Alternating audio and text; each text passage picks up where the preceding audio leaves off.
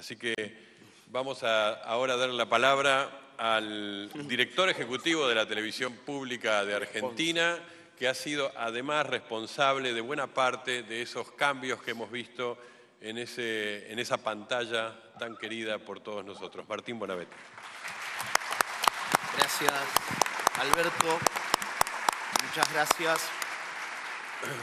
Y en primer lugar me gustaría agradecerte a vos, Ricardo, a vos, Matías, a tu equipo, por la inmensa tarea que vienen desarrollando y que, en definitiva, lo que están logrando es de restituir la palabra a la discusión, al debate profundo de ideas, sacarla del ámbito de la mercancía, de la injuria y volverla a hacerla circular en el uso del hombre común. Porque yo creo que el significado profundo de estos foros es realmente el de la restitución de la palabra. Y fundamentalmente en una perspectiva absolutamente novedosa, aunque parezca mentira, en un territorio marcando una impronta federal, hoy en Tucumán, en Buenos Aires, en Neuquén, en San Juan. Y este es un acto que hay que ponerlo de relieve, porque cuando uno habla de políticas públicas, fundamentalmente se trata de esto. La política pública tiene la obligación de restituir las cosas al hombre común, de sacarlo del ámbito, acá se habló de la palabra mercancía, de sacarlo de ese ámbito del mercado, donde todo tiene un valor de uso y de cambio y en definitiva solo sirve para un aspecto de consumo. Entonces, cuando se restituye la palabra, cuando se escuchan estos pensadores, a esta gente de la cultura, a estos temas que hoy realmente intervienen de manera decisiva para que podamos pensar el futuro, la verdad hay que estar agradecido. Y a mí me consta el trabajo que ustedes vienen realizando y desde el lugar de la televisión pública lo menos que podemos hacer es apoyar estas iniciativas, difundirlas, correrlas del eje del espectáculo como contenido. Hablábamos recién antes de iniciar la charla, estamos emitiendo todas las noches una síntesis y estamos emitiéndolo en vivo vía streaming. Y es notable porque el volumen de audiencia que tienen estos foros, es decir, supera cualquier previsión de cualquier cronista de espectáculos hablando de rating. Digo, ayer a las 12:30 de la noche, en términos de audiencia, había prácticamente más de 200.000 personas viendo, siguiendo estos foros. Y eso habla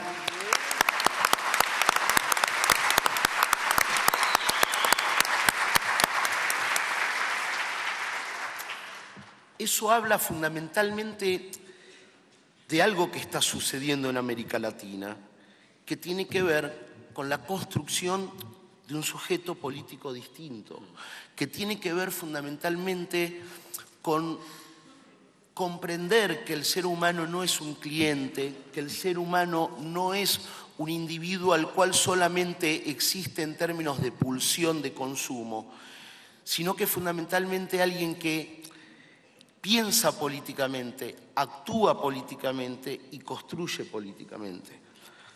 Acá hablábamos Susana hacía referencia a la cultura como mercancía. Y yo creo que, y en otras mesas, ayer lo vi desde Buenos Aires, hay algo que estamos viviendo en esta fase feroz del neoliberalismo, y que es eso que Benjamin llamaba el capitalismo como religión. Digamos, y el capitalismo como religión es fundamentalmente la religión de la cultura. Es decir, como proyección hacia el mundo, el capitalismo es básicamente una cultura que imprime un sentido absoluto a las cosas. Entonces, cuando se habla de revolución, cuando se habla de emancipación, yo creo que fundamentalmente hacia ese aspecto tenemos que estar pensando la cultura, al aspecto hacia la dirección de restituirle, de sacarle esa interpretación de pensar el hombre como una mercancía, de pensar la cultura como una mercancía e incorporarle una dimensión humana distinta. Pero en ese sentido, el hombre está solo y frente a eso tiene que estar el Estado. Cuando yo creo que Teresa habla de la cultura irreversible, habla fundamentalmente de la conquista de derechos. Y son esos derechos a través de un Estado presente que el hombre puede salir de la dimensión del mercado y pensarse como ciudadano. Durante mucho tiempo debatimos mucho en la televisión pública el sentido de la televisión pública. Digamos, venimos de muchísimos años. Canal 7 tiene 60 años, pero ese concepto estaba ausente. ¿Qué es lo que lo hace público a un canal estatal? Fundamentalmente lo que lo hace público a un canal estatal es la construcción de un sentido distinto. Esto que decía, no le hablamos a clientes, le hablamos a ciudadanos. Necesitamos que nuestro mensaje se oriente hacia la formación de ciudadanos, que sea un mensaje que claramente vaya en términos de construcción de un sujeto político.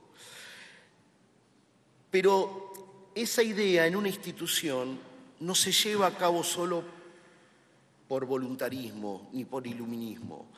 Se necesitan leyes que le den una dinámica y que le den fundamentalmente una legitimidad. Y yo creo que a lo largo de estos años, el debate de la ley de medios nos permitió transitar una discusión y otra vez nuevamente se restituyó la palabra para poder discutir algo que parecía inabarcable, no, era inapropiable. No se le podía sacar a los medios de comunicación el debate sobre la necesidad de entender la comunicación como un derecho humano y no como una mercancía. Y fue necesario construir foros y poner a la palabra en un lugar protagónico para poder generar ese debate y que ese debate se transformara en una acción política concreta.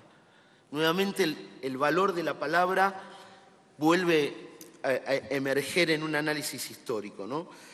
Entonces yo creo que ese debate nos permitió comprender que los derechos, que adquirir derechos es un mecanismo de cambio político irreversible.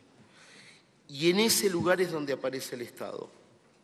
Ahora bien, obviamente que esto es un proceso complejo, porque el presente es complejo, pero a mí me da la impresión, y lo comentabas vos, Manelo, que existen elementos que son los que permiten restituir las cosas del mercado al uso de los hombres. Y esos son los elementos de la política y de la cultura. No hay otros. Simplemente es la política y la cultura.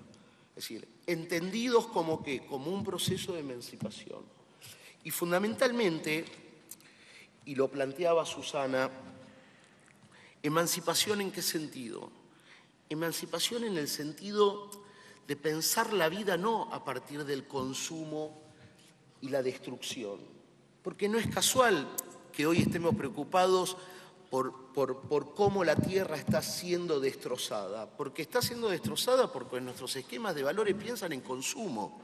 Y el consumo, fundamentalmente, es una acción de destrucción. El consumo no plantea una relación virtuosa con el objeto. Es distinto al uso. Y yo creo que acá hay una clave. Y esta clave tiene que ver con que si nosotros hacemos de la política un elemento de liberación, hacemos de la política un elemento de conquistas de derechos, hacemos de la política una construcción de legitimidad frente a ciertas instituciones, como es la televisión pública, yo creo que estamos en el buen camino. Creo que hay un camino que es irreversible, porque ya hay una huella que se viene marcando.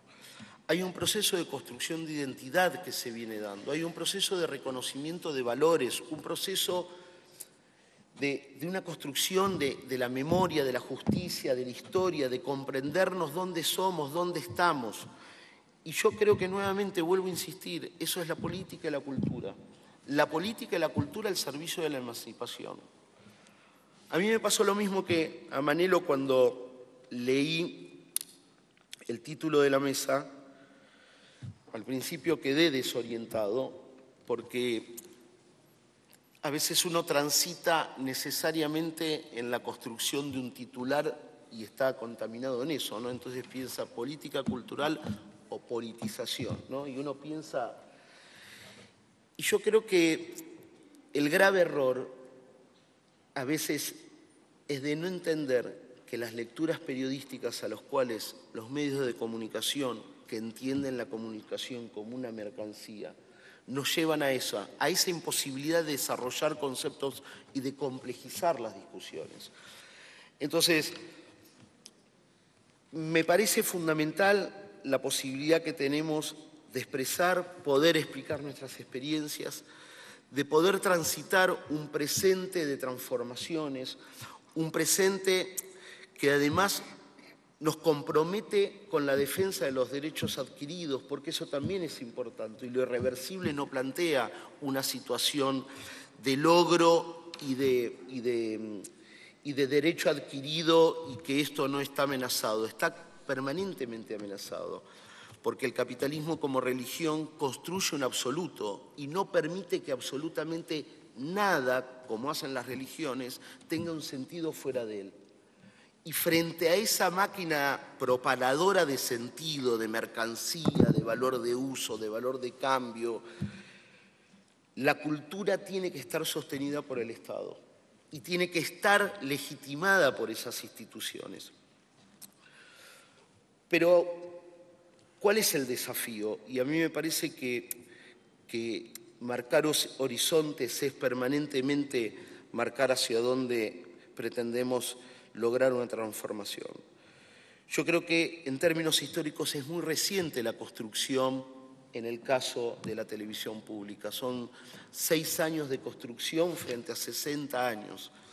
Y yo creo que hay muchas cosas por hacer.